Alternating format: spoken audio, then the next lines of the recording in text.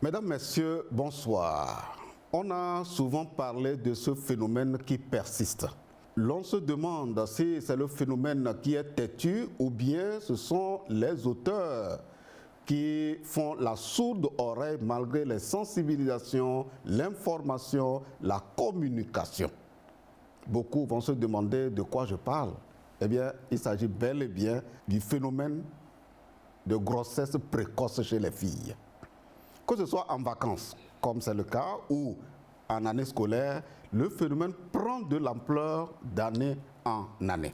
Et les chiffres inquiètent aussi bien le gouvernement, inquiètent les parents, les associations engagées sur la question, les ONG, etc. Quelles en sont les causes? Quelles sont les conséquences donc de ces phénomènes sur les filles, sur le système éducatif, sur l'épanouissement donc de ces filles? Et quelles sont les apports de solutions? C'est de tout cela que nous allons parler au cours de cette émission. Vous allez suivre les reportages des filles qui se sont prononcées, les garçons aussi qui se sont prononcés, en dehors naturellement des invités que j'aurai à vous présenter. Débat thématique, c'est dans un instant.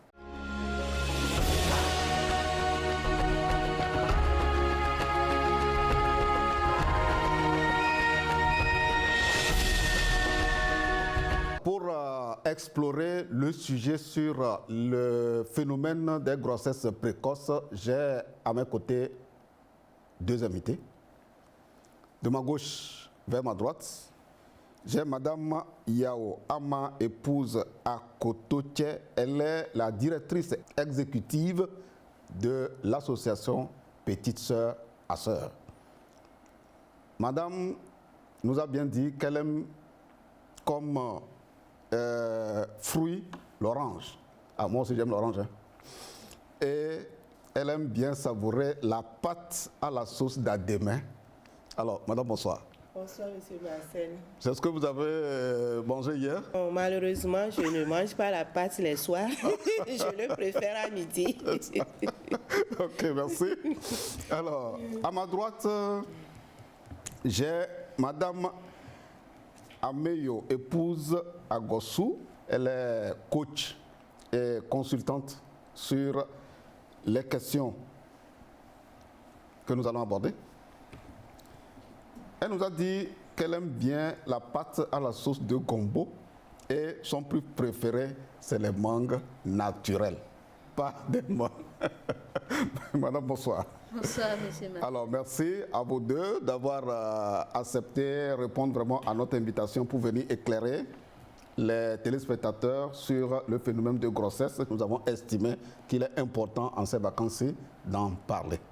Pour apprécier l'ampleur du problème avant de donner la parole à mes deux invités, suivons une dame. Voilà, elle s'appelle Janine Kenvi et elle est très engagée aussi sur les questions de sensibilisation du phénomène de grossesse dans les écoles. Elle est allée dans plusieurs écoles, nous l'avons suivie à la caméra et elle va dans cette interview en présence des élèves et des enseignants dans une des écoles de la capitale. À Lomé, l'année dernière, les jeunes qui vont à l'examen, qui sont en classe d'examen, qui ont besoin de dispense, vont au service national de santé des jeunes adolescents. Et nous avons enregistré plus de 700 filles se sont présentées pour prendre des dispenses parce qu'elles étaient enceintes, rien qu'à Lomé. c'est pour vous dire que la situation est grave. Il faut que vous tous qui êtes ici aujourd'hui, lorsque nous allons finir de parler et que vous allez partir, vous devez vous dire que vous ne devez pas faire partie de ces cas que nous enregistrons chaque année. Le phénomène est très sérieux et il est préoccupant. Et c'est parce qu'il est préoccupant que nous sommes sur ce plateau pour parler à nos jeunes filles et parler aussi aux garçons. Chers invités, quelle est la différence entre une grossesse et une grossesse précoce? Enfin, moi je veux savoir s'il y a une différence. Ok. Alors, vous voulez commencer? Oui. Allez-y. Nous disons qu'une grossesse, c'est lorsqu'une femme en âge de procréer tombe enceinte ou bien ne voit plus ses règles, bien ses menstruations. Je crois que médicalement, c'est ce que nous avons tous tendance à dire comme grossesse.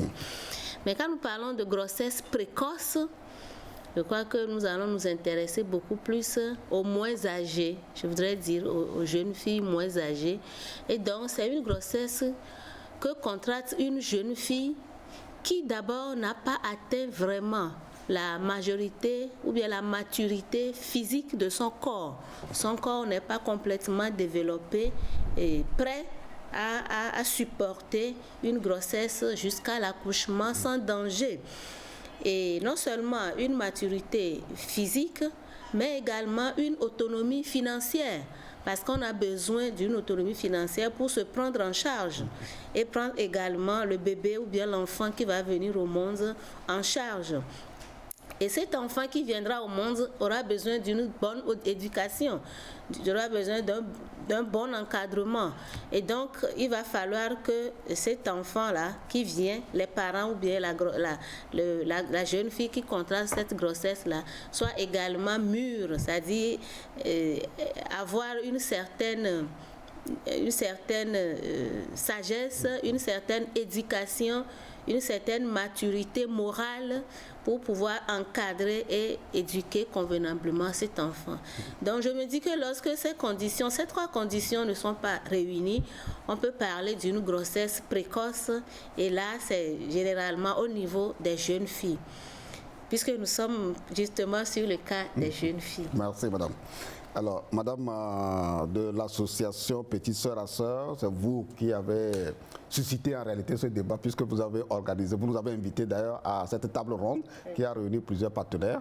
Est-ce qu'il y a des motifs particuliers qui vous ont amené à organiser cette rencontre très importante en cette période de vacances, où on risque à la rentrée de voir un nombre plus élevé de grossesses dans nos établissements?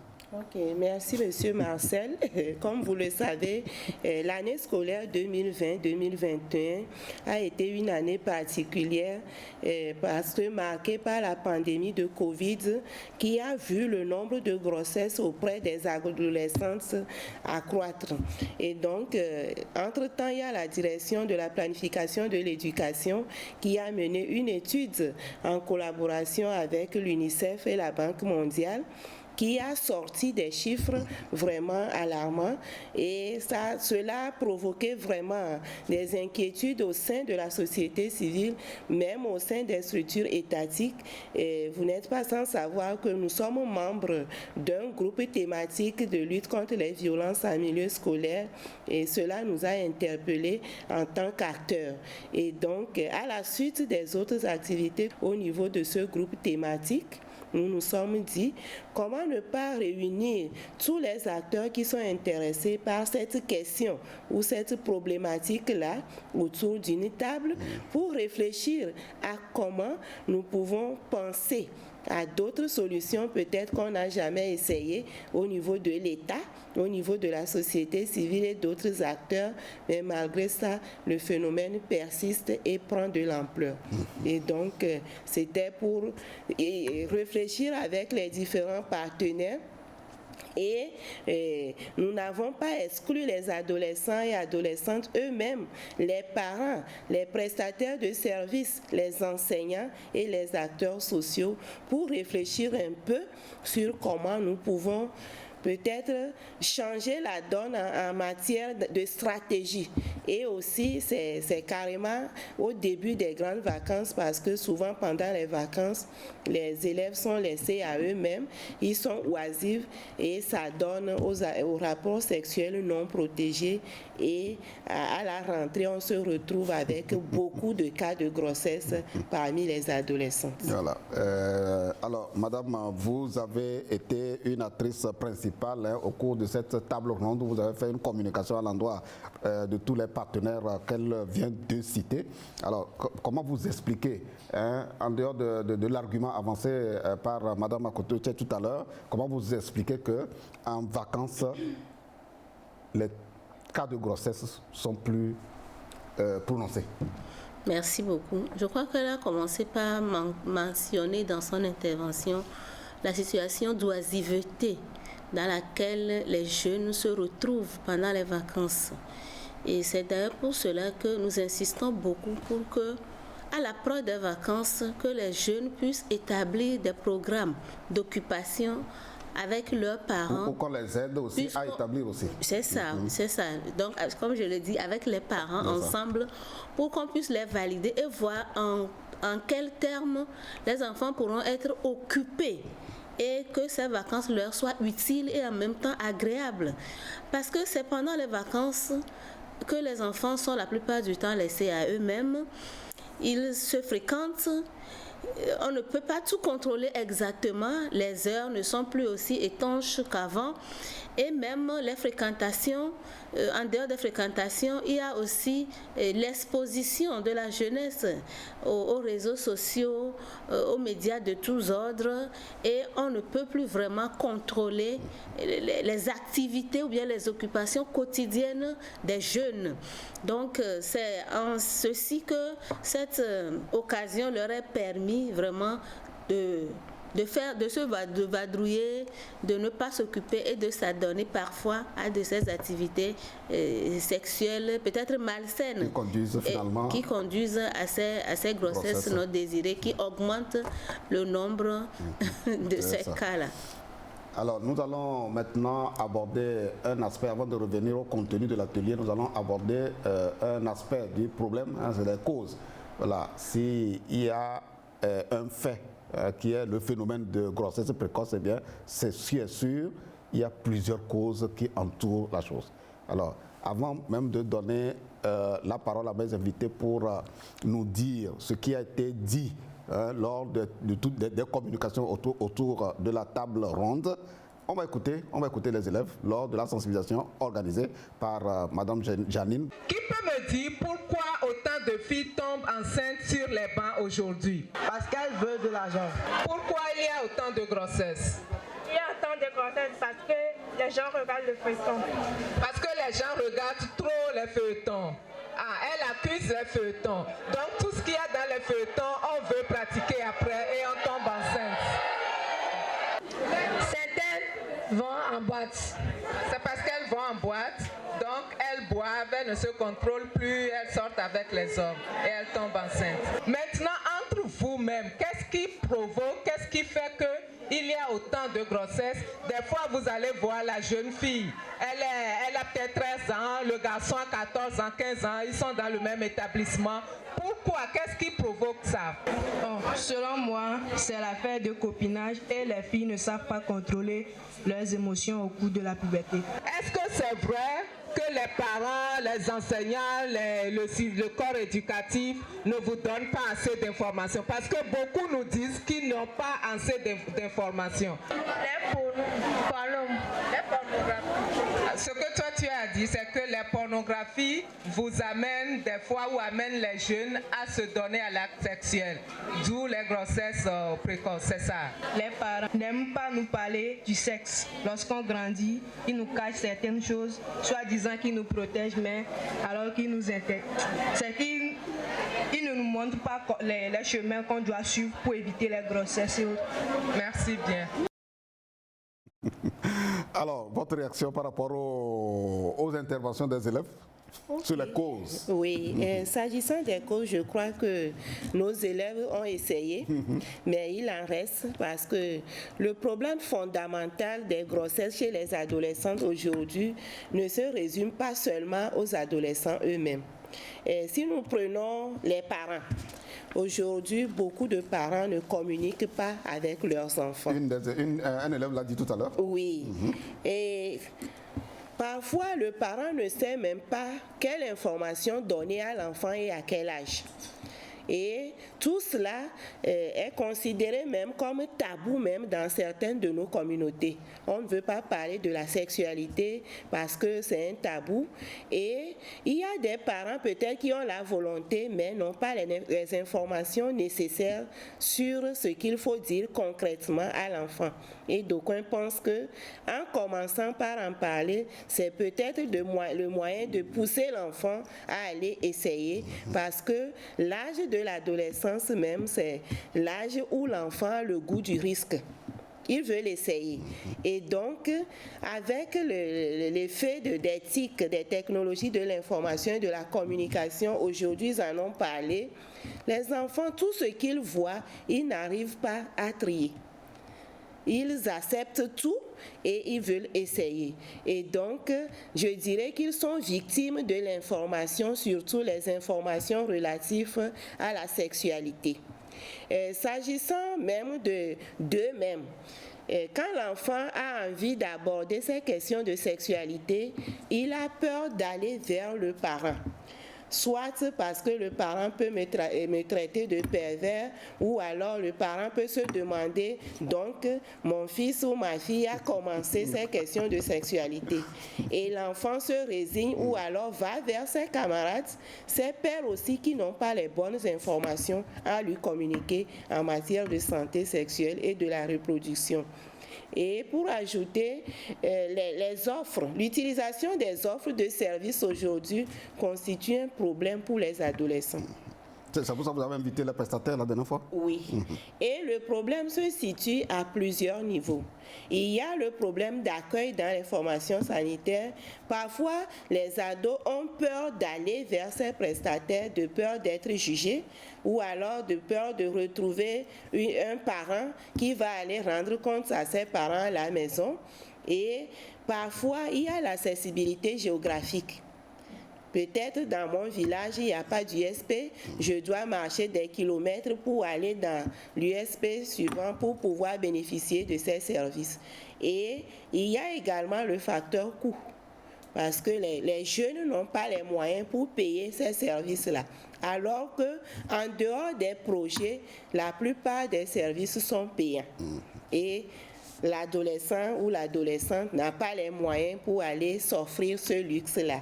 Et donc, il préfère faire ses rapports non protégés pour être à l'aise. Et cela conduit aux grossesses. Aux grossesses. Merci, madame. On va revenir à vous tout à l'heure sur les conséquences de toutes les causes que vous avez énumérées. Oui. Mais, madame, vous avez fait une communication lors de la table ronde. Est-ce que vous pouvez nous donner juste l'essentiel de ce que vous avez transmis comme message ou information à l'endroit de tous les participants à l'atelier organisé par l'association Petites Sœurs à Sœurs? Merci beaucoup. Nous allons essayer de résumer un tout petit peu. Nous avions identifié lors de cette conférence beaucoup de causes qui sont à la base des grossesses précoces que l'on remarque au niveau de la jeunesse. Et nous avons d'abord identifié le manque de communication. Je crois que Madame la directrice en a parlé un tout petit peu déjà. Et cette communication est défaillante et s'altère encore à partir de la puberté. Dans nos familles, vous voyez que c'est la période où l'enfant même se découvre, puisque tout change, la croissance est plus rapide et les troubles, les excitations, l'envie, les sentiments qui fait que l'enfant même vit une tumulte intérieure à l'intérieur d'elle-même, et ce qui fait que ça se ressent sur le comportement, l'humeur de l'enfant, et malheureusement cette période est mal encadrée par la plupart des parents sous prétexte d'ignorance, je crois, parce que c'est en ce moment-là que l'enfant doit être soutenu, accompagné. Et donc, quand ce manque arrive, l'enfant préfère se confier à l'extérieur. Est-ce que nous appelons pas l'extérieur? C'est les camaraderies du dehors, les amis du dehors. Pour voir, on se confie, on dit voilà ce que je vis, ce que je ressens. Et malheureusement, ce qui est encore pire dans certaines familles, c'est que l'on soupçonne déjà l'enfant de ce qu'il ne fait pas encore. Vous voyez? Et comme on l'a si bien dit, avec le goût du risque et la curiosité excessive, l'enfant se dit mais c'est quoi au fait? Et on m'accuse déjà, on me traite de toutes sortes, alors je vais aller voir. Et là, il n'y a plus de protection autour et l'enfant se laisse aller. Donc l'intimité familiale est cassée à un niveau, à un moment donné dans la famille, et l'enfant se laisse complètement abandonné dans les mains de ses copains ou bien de ses copines au dehors. Maintenant, en dehors de cette faille de communication, nous devons aussi remarquer le manque d'affectivité. Ce manque d'affectivité est un peu relié également au manque de communication dont on vient de parler. Et ce qui fait que c'est un peu lié également au manque de ressources ou bien de satisfaction. Parce que c'est à ce moment également que l'enfant a des besoins, si je parle de la jeune fille, qu'elle n'en avait pas forcément. Des besoins matériels? Des besoins matériels, par exemple les serviettes pour la menstruation, des tenues plus jolies, vous voyez, non? Donc la tête, on veut se maquiller, on veut une montre, on veut des bagues, on veut des chaussures toutes neuves, surtout. Et si le parent n'a pas les moyens de donner? Vous voyez, donc quand les parents n'ont pas les moyens de donner, et quand les parents n'ont pas de stratégie également pour amadouer l'enfant, leur promettre et leur donner le peu qu'ils ont, avec beaucoup d'accompagnement, beaucoup de douceur, beaucoup de tendresse, l'enfant se dit on ne m'aime pas dans cette maison. Tout ce que je demande, on ne prend pas en considération. Et donc je vais me débrouiller. Et c'est dans cette débrouillardise là vraiment qu'on se laisse. Et puisqu'il y a des donneurs volontaires dehors, ils sont pleins là. Et donc c'est là que l'enfant a franchi tous ces interdits là pour tomber malheureusement dans les mains ou bien dans les griffes de ces donateurs qui ne le feront pas sans retour. Ouais, donc c'est aussi un gros point par rapport à l'affection, par rapport au manque de communication, et aussi le gros point aussi par rapport aux parents, c'est le manque d'information. Quand je manque d'informations, on pense qu'on connaît, les parents pensent qu'on connaît, qu'on a la stratégie, mais généralement ce n'est pas toujours la bonne stratégie. L'enfant a besoin de discrétion beaucoup plus en cette période-là, où tous ces troubles-là sont en train d'apparaître dans son corps intérieur et qui se reflètent sur son humeur, son comportement. Donc on pense que c'est en ce moment qu'on doit crier, on doit dire tout ce que l'enfant fait au vu, au su de la communauté ou bien de l'entourage, au lieu de gérer ça de façon discrète. Et malheureusement, ça même peut arriver à des fugues, à des fugues où l'enfant se dit mais vraiment dans cette maison on ne m'aime pas, je n'ai pas ma place, je vais aller trouver une place dehors. Et dans ce souci également, on se laisse faire volontairement. Certaines filles se laissent faire. Si je vais contracter une grossesse, on va me renvoyer de la maison et je vais rester dans la maison de mon copain, même mon prétendu. Et donc je m'affranchis de toute cette violence que je subis dans cette maison. Donc je crois que c'est aussi une occasion pour les parents d'éveiller encore leur amour, leur tendresse encore plus, pour qu'à cette période-là, qu'on puisse parler beaucoup aux enfants. Mais jusque-là, nous avons parlé seulement de la jeune fille. Le garçon aussi a besoin d'informations. Et tout ce qui peut entraîner une grossesse, le garçon aussi doit être suivi, accompagné, informé. Et généralement, on dit que les parents n'ont pas l'information, ou bien ceux qui ont l'information n'ont pas la stratégie de transmettre. Je crois qu'aujourd'hui, si nous avons la chance que nos enfants sont instruits, on peut leur donner des livres, on peut leur apporter des documents pour qu'on leur dise allez lire et si vous avez des questions revenez, on va discuter. Je crois que là l'enfant même est à l'aise seul et découvre de grands horizons et se dit ah mais donc c'est plutôt comme ça, même s'il ne revient pas à vous, l'essentiel c'est que soyez rassurés qu'il a lu le document et qu'il s'est informé beaucoup sur ça. Alors fidèles téléspectateurs, nous sommes en train d'explorer ainsi le phénomène des grossesses précoces. Voilà, et nos invités l'ont déjà très bien expliqué. Et vous avez compris quand on parle de grossesse précoce, de quoi il est question. Et nous étions en train d'aborder les causes de ce phénomène qui semble être têtu puisque les chiffres flambent d'année en année. Entre 2010 et 2013, c'est le ministère de l'enseignement primaire secondaire qui avait fait une enquête sur toute l'étendue du territoire et les chiffres étaient de 5 343 cas de grossesse.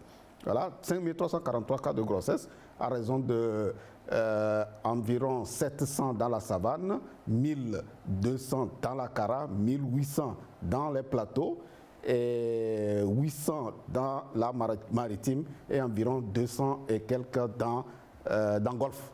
Et l'année qui a suivi, une autre enquête a révélé presque 5000 cas de grossesse. Et vous voyez que le phénomène est très, très, très sérieux. Et madame, dans son intervention tout à l'heure, a parlé du manque d'information. En effet, nous avons approché une fois 2 filles de la classe de terminale qui étaient enceintes. La première, je dis, comment la chose est arrivée?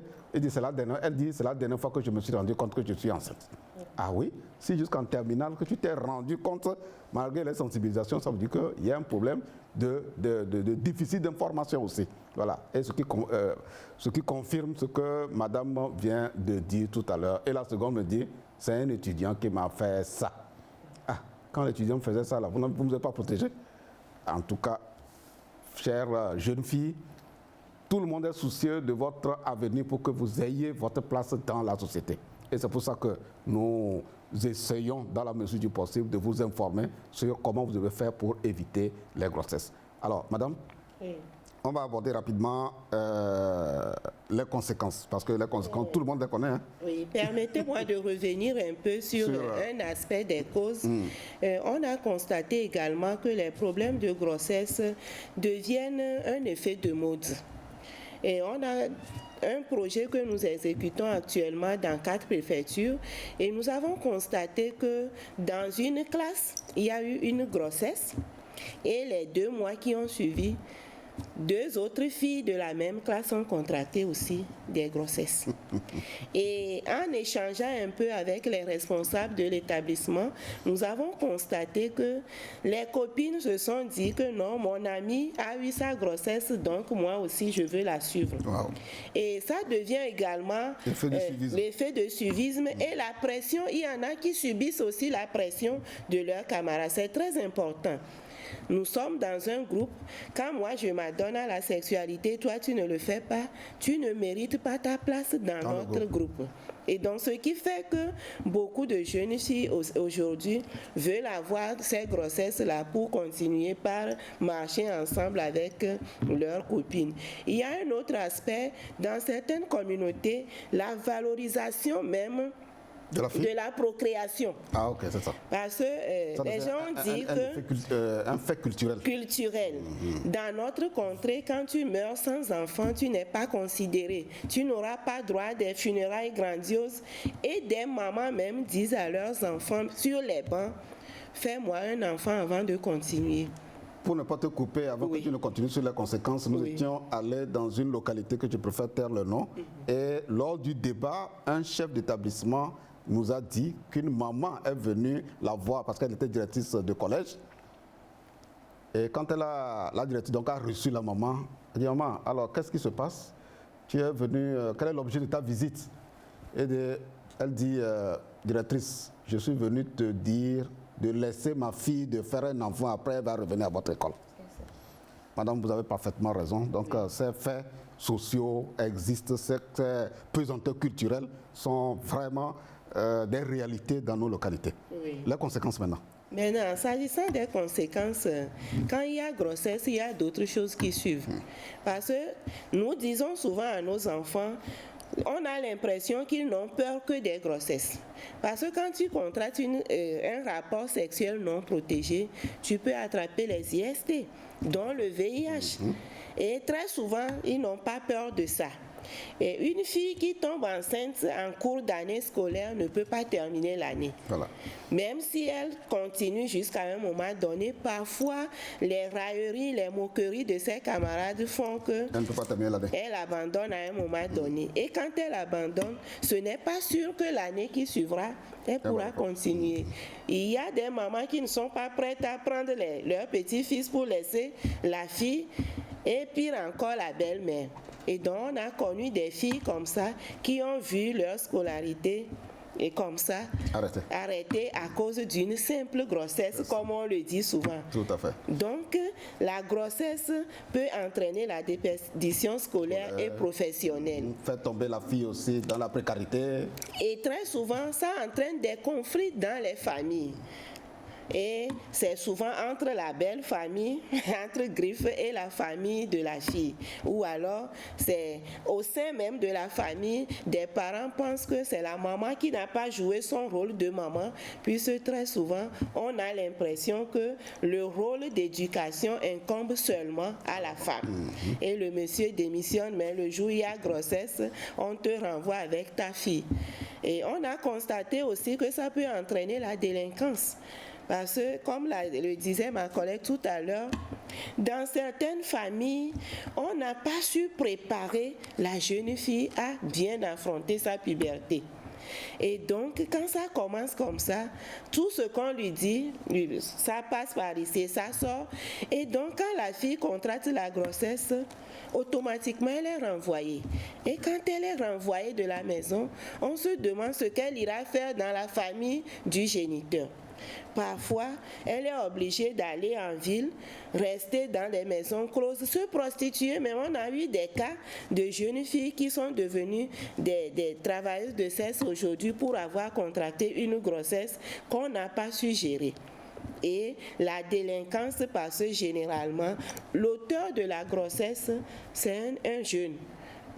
La fille est en 4e, le monsieur est en 4e, ou pire des cas, il est en 3e. Ils n'ont pas les moyens. Les deux sont obligés de démissionner pour aller faire du métayage ou bien travailler quelque part pour gagner de l'argent pour pouvoir s'occuper de ses enfants. On se rend compte que les conséquences, fidèles téléspectateurs, les conséquences sont vraiment nombreuses et elles sont malheureusement très très négatives. Avant que nous nous tournons maintenant vers notre second invité.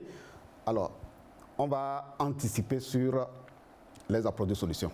Parce que véritablement, il faut que les élèves scolarisés, même non scolarisés, parce que tout le discours que nous sommes en train de tenir ici concerne les élèves scolarisés, ceux qui sont en apprentissage, etc. C'est à tout cela que nous sommes en train de nous adresser pour qu'elles prennent toutes les dispositions pour éviter les grossesses. Alors, suivons une des propositions faites par Mme Janine Kenvi de l'association Santé et Vie scolaire.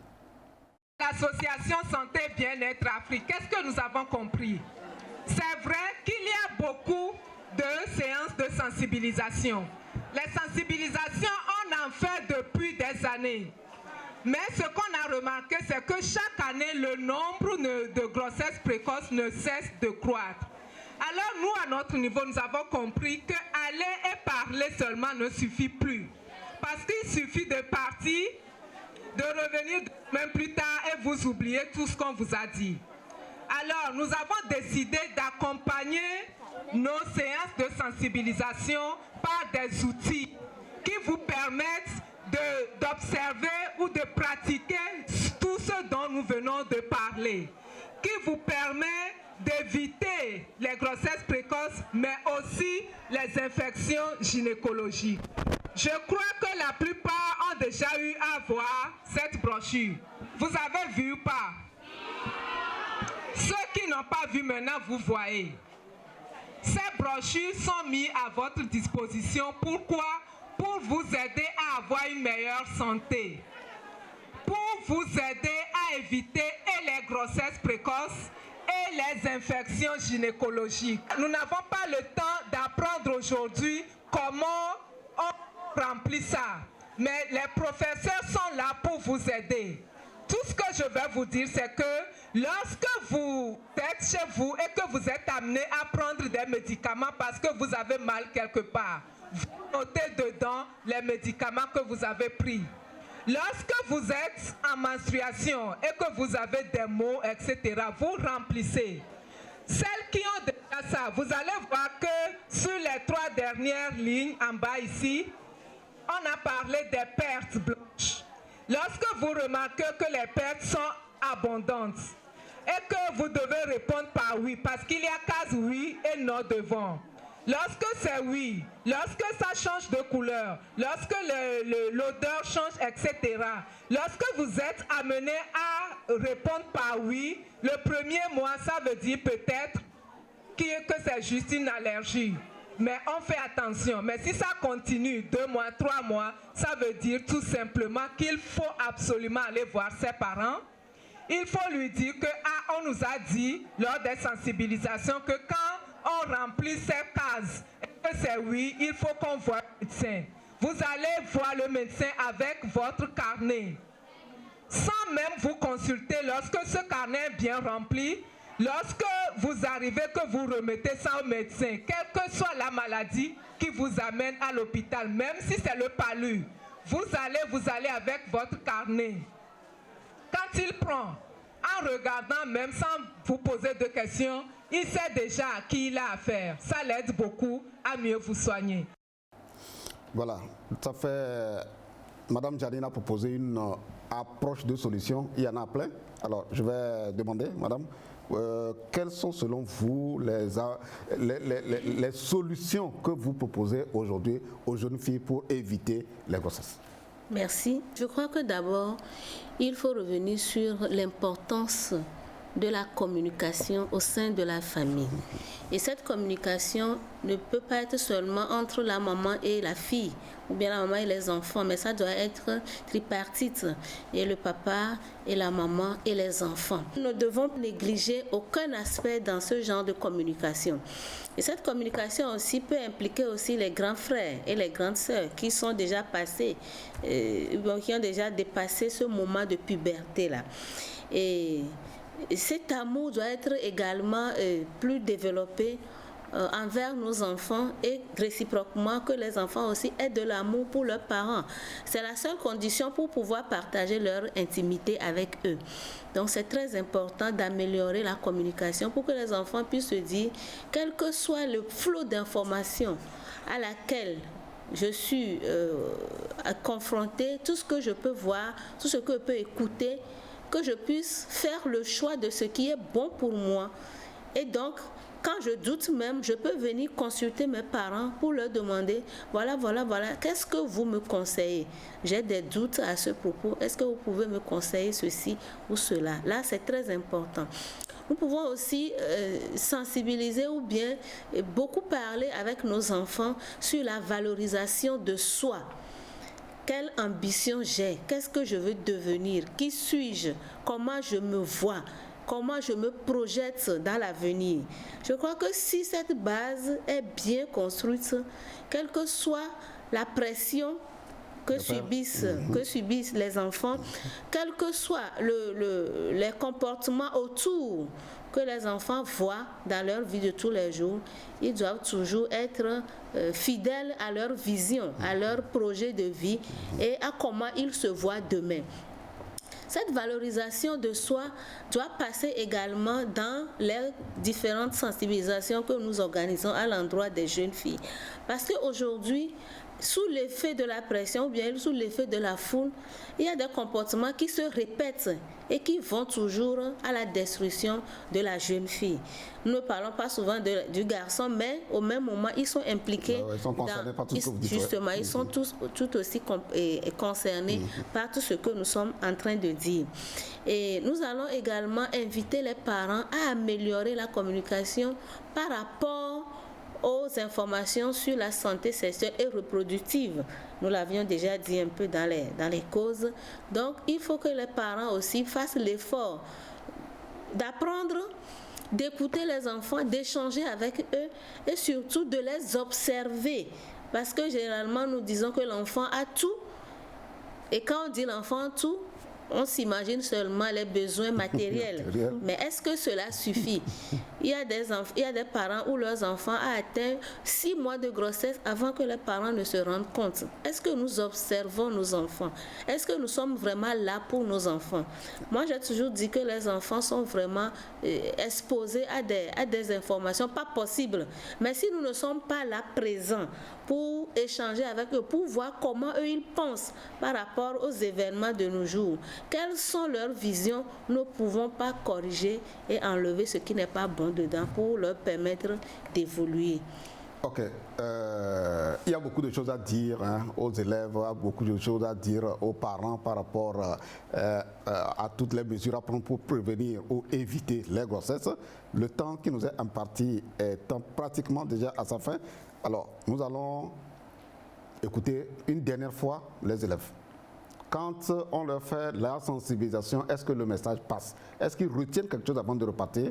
On va les écouter et nous allons donner la parole, le mot de fin à Madame la directrice exécutive de l'association Sœurs à Sœurs et sa collègue qui vont boucler par leur mot de fin. On écoute donc les élèves.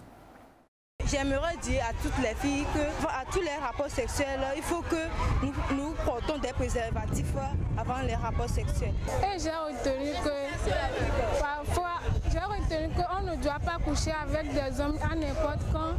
On doit nous protéger. Surtout, parfois, les femmes prennent des pellules pour ne pas être tombées enceintes. Je leur conseille de ne plus le faire parce que c'est grave et ça cause des dégâts. Je ne connaissais pas avant comment pratiquer l'abstinence sexuelle pour ne pas avoir de grossesse non prévue. Maintenant, j'ai appris beaucoup de choses.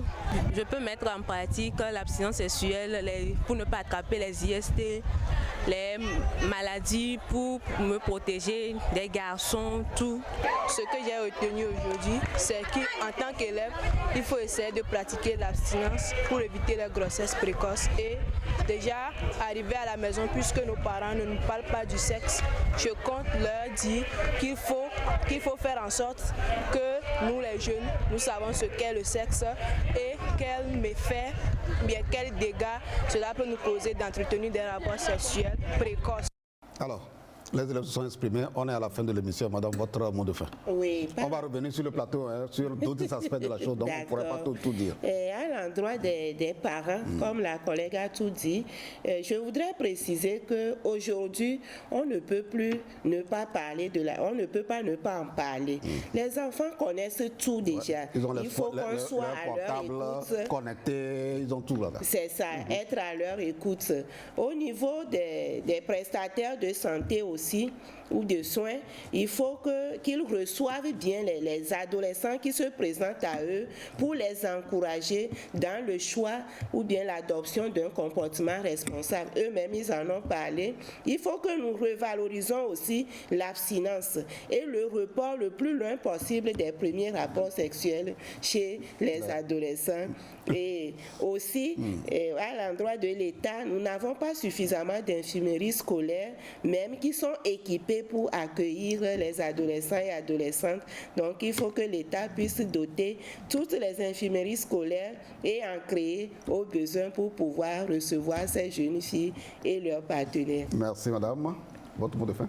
Oui, je voudrais aussi inviter les parents et les enfants à se dire que les relations sexuelles, c'est un fait naturel, que les parents le comprennent comme ça et par rapport à ça, qu'ils puissent revoir leur comportement, leur encadrement vis-à-vis de nos enfants.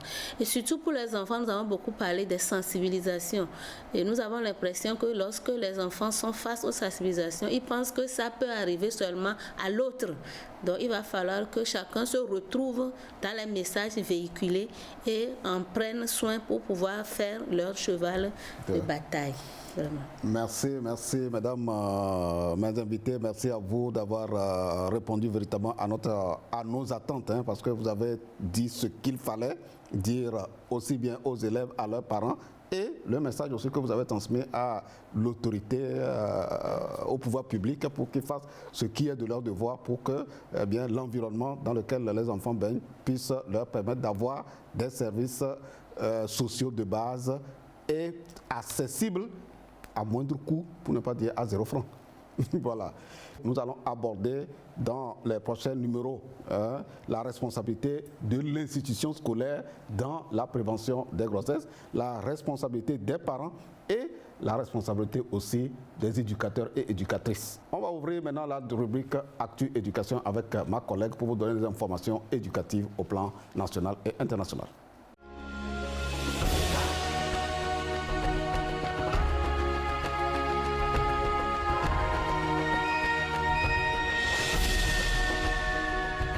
Nous sommes dans la rubrique Actu Éducation avec ma collègue Dodo Waré. Dodo, bonsoir. Bonsoir Marcel. On est à toi pour les informations au plan national. Alors, bonsoir chers téléspectateurs et bienvenue dans la dernière rubrique de cette émission Actu Éducation. Eh bien, nous reviendrons sur les cas de grossesse qui sont en hausse en milieu scolaire. On en parlait tout à l'heure. Nous parlerons également de la mise à disposition de certains établissements du Nord de l'eau potable. Et nous parlerons également de la gestion et de l'exécution du budget dans les établissements, entre autres. Nous sommes en vacances. Attention, chers parents, à vos enfants, surtout à vos jeunes filles. Occupez-les de la manière la plus productive possible pour éviter qu'ils ne vous ramènent une grossesse précoce à la maison. On en a largement parlé tout à l'heure dans le débat thématique. Les cas de grossesse sont en hausse dans les établissements scolaires. On parle de plus de 1000 cas enregistrés entre septembre 2020 et mars 2021. Le fléau est devenu très inquiétant et interpelle tous. Que ce soit au collège ou au lycée, le phénomène existe bel et bien et devient inquiétant. Plus de 1200 cas de grossesse précoce en milieu scolaire enregistrés entre septembre 2020 et mars 2021. Ce qui reste un taux assez élevé, la situation interpelle la jeunesse elle-même.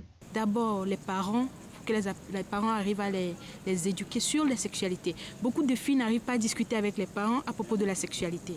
C'est un tabou. Il faudrait qu'on arrive à éviter tout ça. Et eux aussi, en milieu scolaire, il faudrait qu'on arrive à insérer des matières sur la sexualité. Il ne faudrait pas qu'on en fasse tout un tabou au milieu de la société. On en a besoin pour que nos filles comprennent que la sexualité en milieu scolaire, à bas âge, en adolescence, est une chose qui peut gâter toute ta vie. Un jeune garçon suspendu à une corde dans sa chambre, retrouvé à Kara, une dame qui se donne la mort par pendaison dans le Yoto et devant son enfant de 5 ans. Autant de cas de suicide observés ces derniers temps. Le phénomène est en hausse. Les jeunes ne sont pas indifférents. Il ne faut jamais se laisser aller, il ne faut jamais broyer du noir seul. Il faut toujours s'ouvrir aux autres, partager les problèmes qu'on a parce que c'est la chose la plus essentielle à mon sens. Et je crois que quand on partage ces problèmes avec les autres, il est difficile de penser qu'on peut en arriver à cet acte suprême de sauter la vie. Vous savez, ce problème peut nous toucher nous tous. Grossesse en milieu scolaire, suicide, 2 sujets au cœur de la société face auxquels les jeunes appellent les jeunes à une prise de conscience. Pour une bonne réussite scolaire, il faut que toutes les conditions soient réunies.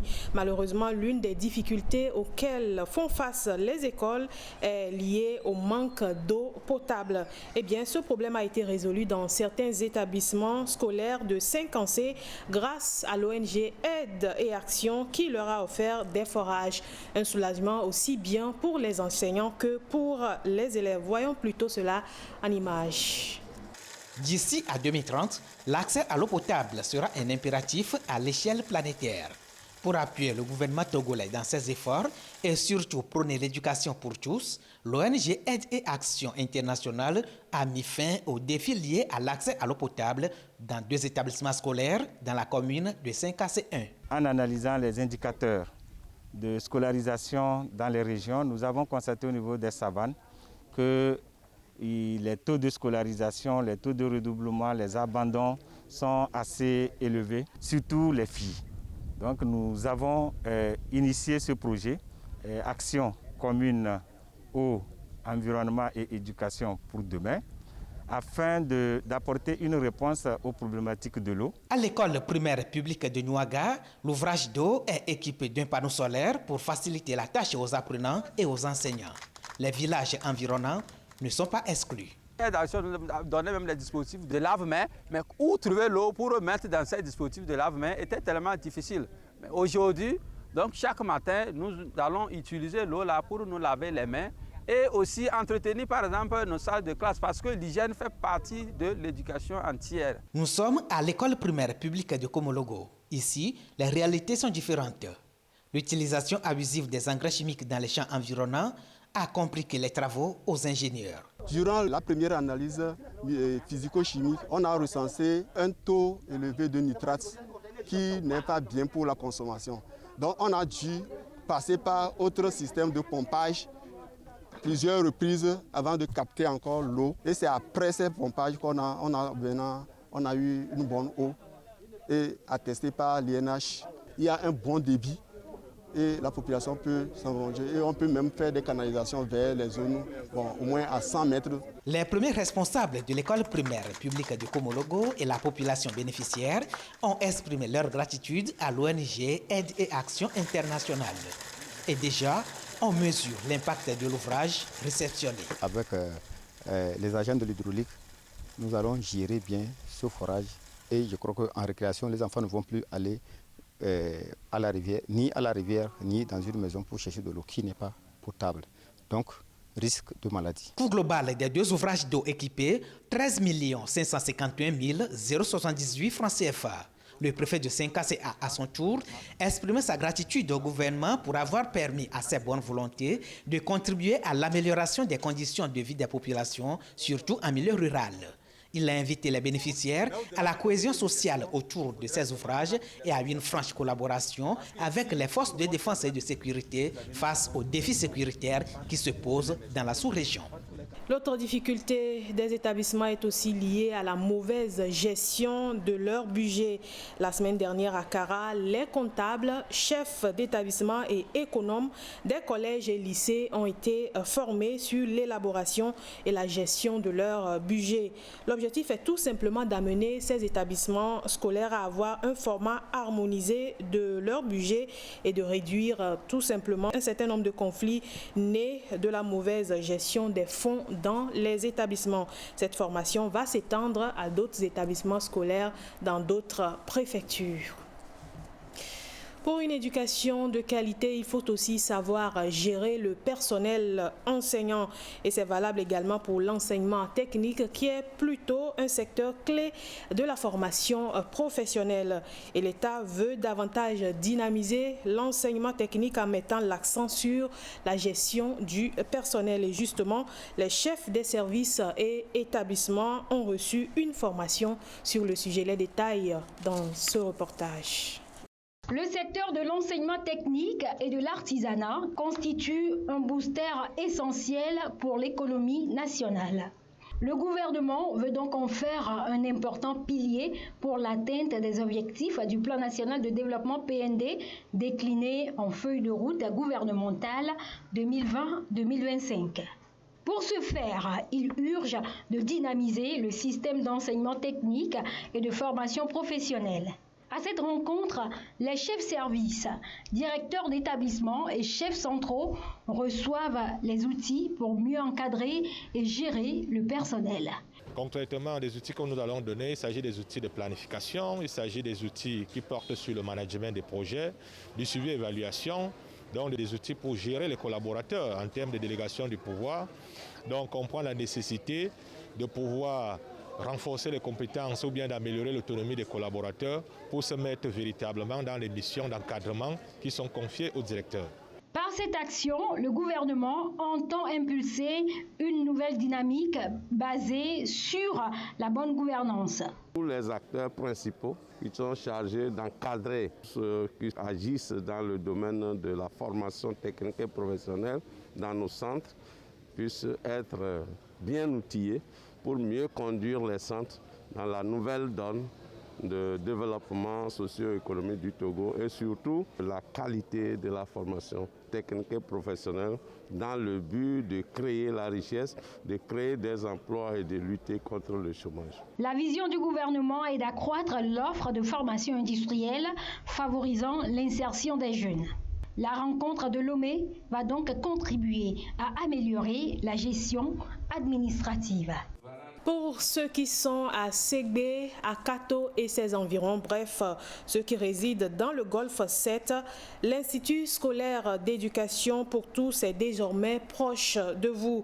C'est une école ouverte à tous les enfants et comporte le primaire, le collège et le lycée. Il a été récemment inauguré. Il ne suffit pas seulement de construire les écoles, mais de mettre à disposition des élèves, des enseignants de qualité pour une éducation de qualité aux apprenants. Et donc, pour l'éducation des tout-petits, il faut du matériel spécifique pour enseigner ces enfants. Ce sont des jeux que l'État n'a pas forcément besoin d'acheter. Les éducateurs et éducatrices peuvent en fabriquer eux-mêmes. À Dankpen, ces encadreurs de la petite enfance se sont prêtés à cet exercice et ont fabriqué différents objets qui peuvent faciliter la communication entre eux et les enfants. Et c'est à l'issue de plusieurs jours de formation. Parmi les élèves qui ont passé les examens cette année, il y en a qui se sont particulièrement démarqués. Des élèves qui ont eu des moyennes très encourageantes et dont il faut célébrer l'excellence. C'est ce que l'association Solidarité Kabié Amérique a fait dans la COSA en primant les meilleurs élèves de chaque centre d'écrit. Ainsi s'achève cette rubrique Actu Éducation. Alors merci Dodo, merci à vos téléspectateurs qui avaient suivi avec beaucoup d'attention cette émission en 2 rubriques, débat thématique et actu éducation. Nous espérons avoir essayé de répondre à vos attentes et on vous donne rendez-vous pour un autre numéro de débat éducation mercredi prochain. D'ici là, portez-vous bien. Bye bye.